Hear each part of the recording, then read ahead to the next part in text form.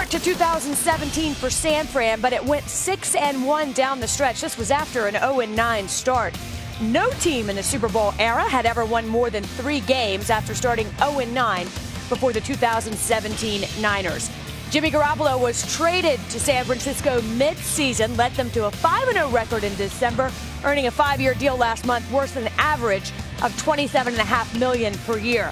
And GM John Lynch will certainly look to be active in free agency. The Niners have the cap space to do it, just over $64.5 million. Joining us now, 49ers GM John Lynch. And John, I said, how are things? You said, well, they just got better. The coin toss effective today for San Francisco. I guess the moral of the story, hard work pays off. I worked long and hard on that, and Rod Woodson has a job for life. Hall of Fame player and Hall of Fame flipper. By the way, that was the revenge of the Raiders. Stamp on it. That was the revenge of the Raiders. He spent the last 4 years with the Raiders. They get rid of him. Why do they have a former Raider coach called the coin flip? Yeah, exactly. Giving the 49ers the karma they needed. John, we're going to talk about the future in a minute, but let's just go back to the Jimmy Garoppolo trade because that still has everybody talking, and it's worked out so incredibly well so far. You know, what do you remember about that day that you pulled this off?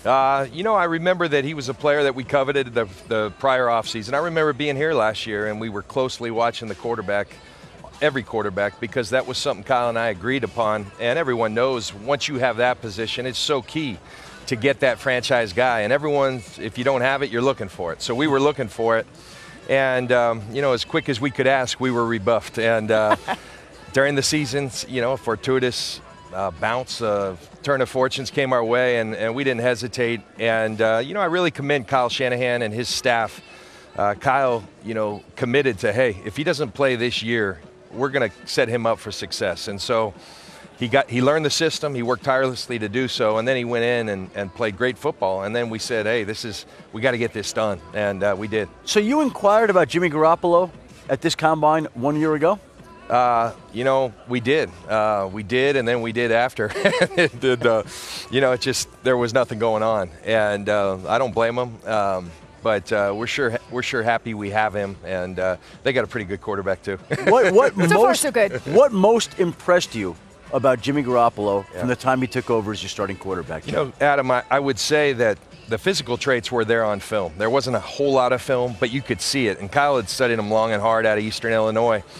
But when we started looking, Kyle and I, he did a great job of having a library of tapes for each position. And we started watching quarterbacks. Garoppolo kept showing up, and I go, wow, I've studied this guy a little bit, but this is impressive, how quickly he can get rid of it, how efficiently he can process information, how accurately he can throw the ball. So that was clear. But I would say that once he came in, I think the greatest quality with quarterbacks, with great leaders, is they make everyone else around them better. And he did that for our organization. Everybody became a better player with Jimmy in there. And, you know, I think he just became one of the guys, and his teammates gravitate towards him.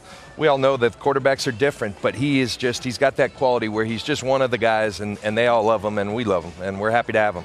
So, John, I would think as a GM, you know, you make your list of what you have to do, quarterbacks at the top. So Yes. you've checked that box. Yeah. Not only have you found your guy, but he's locked up. So now you have money to spend. You have other holes to fill. Where are the priorities?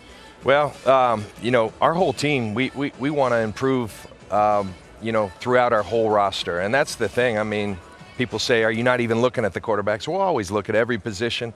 I think there's some needs that we have still. We're still building this roster, and we want to build it such that we have sustained success. Kyle and I think one of the things, not only we were going to an iconic organization in the Niners, but we also felt like we had a clean slate, a team with a lot of money to spend, and let's do it wisely. Let's just not go frivolously, just go spend any free agent that's out there. Let's make sure it's a fit. And so that's what we're going to continue to do, going to be prudent in every decision we made. But I think Jimmy signing is sure a great attraction for a lot of players. Everything with the Niners organization, but we're real appreciative to him. We talked about it when he left. Hey, let's do this, and let's do it early so that we can say, hey, Jimmy Garoppolo's here. Why wouldn't you want to be a Niner? He can't even say Jimmy Garoppolo without smiling. It just sort of, it's right there.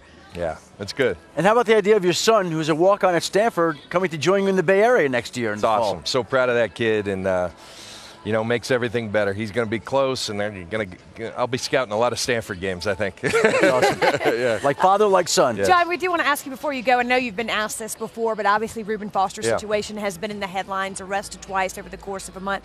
You know, where are you, and what's your approach going forward with Foster? You know, Wendy, you know, one of the things we've tried to be since we entered San Francisco is be transparent and include our fans in most everything we do. We feel like we're never hiding anything. We're not hiding anything in this situation, but it is an ongoing legal matter, and there are protocols that are in place with the NFL, with law enforcement. So we're going to kind of leave that alone. I can tell you that we've talked with Reuben, and Reuben's fully aware of our expectations. You know, we have a philosophy that we adhere to, that no one's bigger than the team, and you know, we're always going to try to make the right decisions, and we understand the gravity of the situations, the allegations, but we're going to let them play out, and we'll see where that goes. How busy will you be between now and the end of April? You got a few phone calls to make, I would assume. It's a marathon, but it's a sprint from here on, and it's fun. That's what part of why I left what you guys do and came back into it, and I'm loving it. All right, John. Best of luck. Thanks for being with us. Thank you very today. much.